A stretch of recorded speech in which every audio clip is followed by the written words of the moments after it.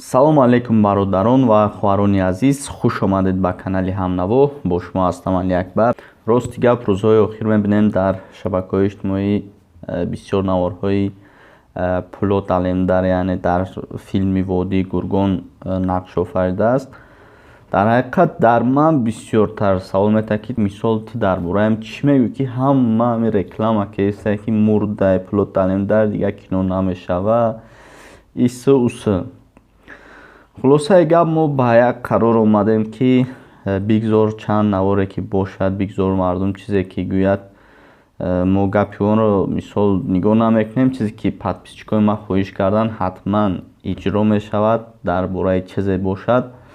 ва хостам ки имрӯз дар бораи ҳунарманди турк, яъне Пулот Алемдар, Неҷати Шашмаз номи аслиаш, як навор гирему дар борааш каме ҳам бошад суҳбат кунем. пеш аз видеоро сар кардан ҳатман як хоҳиш мекунам ки таги ҳамин видео бидроен, як ссилка мондагиа, ҳатман обуна шавен, беҳтарин мешавад, беҳтарин каналай.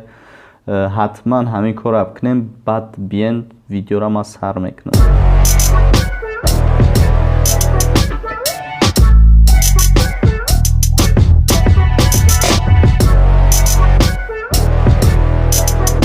хуш дӯстони азиз, аввалан аз сиҳат саломатии шумо пурсонем. Хуб ҳастен, тинҷ ҳастен? ҳар куҷое бошен, худованд нигаҳбонтон бошаду саломат бошен. хуш, дар бораи филми Водии Гургон ва филми Садоқат бисёриҳо бовар кунед мада менависанд. рости гап, дигар вақтам намешавад дар комментариҳошон ҷавоб нависем ё ки дар инстаграм ман менависанд. хулосаи гап, ба он хулосае омадам ки бибинам ва ҳақиқатро барои шумо гӯям ки оё Неҷати Шашмаз, яъне Водии Гургон филмаш давом метавад ё ки мурда, чӣ хеле шида дар филм дигар намебирояд ва ғайраҳо. Пулот Алемдар соли 2012 бо мошини худ дар як садама рӯбарӯ мешавад, авария мекунад ва захми вазмин мевардорад, аммо намурдааст. дӯстони азиз, мухлисони ҳамин кинои Водии Гургон, ором бошен. чизе ки ҳаст ҳамро мегем ки мисол хавотир нашавем, филми навш мебирояд, Пулот Алемдар мурдагӣ нест. ҳамин хел дӯстони азиз, ва дар бораи филми Садоқат, яъне Йигит Орҳан Биюклам маълумот медиҳем ки он ҳам филми худро бароварда истодааст ва рӯзҳои наздик пешкаш шумо мегардонад. ва ин гап аст ки мурдааст, дигар дар кино бозӣ намекунад. ин гапҳо дурӯғ аст ва филмҳои навш мумкин бибироя. ҳамаша ман бо аниқ мекунам, ба шумо мерасонам, барои он ки дар ҳақиқат тамошобини ин филм бисёр аст ва хостам ки дар бораи ҳамин як асосашро гӯям ки Пулот Алемдар зинда аст, дӯстони азиз. ва чӣ гуфтани ҳастам, филми Садоқат, яъне Йигит бозӣ мекард. ва як хабари дигар аст барои тамошобинони филми Садоқат, яъне кинои Йигит. ҳамаи шумо онро Йигит гуфта мешиносед. дигар он филм намебирояд, хотиртона ҷамъ кунен. филми Садоқат дигар умуман намебирояд. мо ҳамроҳи Йигит дар суҳбат шидем, яъне алоқа дабромем. дигар филми Садоқат да бозӣ намекунад ва филми Садоқат худшам намебирояд. ва гуфтанием ки Орҳан Биюклӣ номи Йигит, номи аслиаш Орҳан Биюклӣ мебошад. филми нав кадестаи худаш, филми кӯтоҳ дар рӯзҳои наздик ман ба шумо боз мерасонам ки дар куҷо мебирояд ва филмро чӣ хел шумо дастрас мекунеду тамошо мекунед. ва хулосаи гап ҳаминро гуфтанӣ будам ки филми Водии Гургон мебарояд. интизор шавен. барои пешрафти кори мо чӣ кор мекунем? ҳамин видеоро ҳамада паҳн мекунем бисёр дар одноклассники, вконтакте, ки бифаҳманд ки ҳамин мард зинда ҳай, филми навш мебирояд. интизор шавен. Пулот Алемдар нақши асосии силсила филмҳои Водии Гургон, Водии Гургон Террор, Водии Гургон Ироқ ва Водии Гургон Фаластин мебошад. аз тарафи Наҷоти Шашмаз бозӣ карда ва аз тарафи Умуд Табак овоз дода шудааст. Неҷати Шашмаз писари Абдулқодир Шашмаз 15 декабри соли 1971 дар шаҳри Элазии ҷумҳурии Туркия ба дунё омадааст. решаи асосии онҳо заза буда. Падараш Абдулқодир, модараш Соҳил ном дорад. ӯ соҳиби ду бародар аст, Раҷи Шашмаз ва Зубайр Шашмаз. Шашмаз ки касби воқеияш сайёҳӣ мебошад, таҳсилоти худро дар Канада ба анҷом мерасонад. Неҷатӣ баъди 6 соле ки дар Канада буд, ба мамлакаташ барои муддати бозгашт ва ҳини бозгашт ба Канада 11 сентябри соли 2001 ки дар Амрико нотинҷиҳо буд, тайёрааш бар Канада нарасида ба Туркия бармегардад. Баъди ин таркиш ӯ қарор медиҳад ки дигар ба Канада наравад. Минбаъд ӯ дар Туркия зиндагиашро давом медиҳад. ӯ дар Анкара агентии суғурта кушода кор мекунад. Дере нагузашта бо Осман Сынав ба ҳамкорӣ нишаст.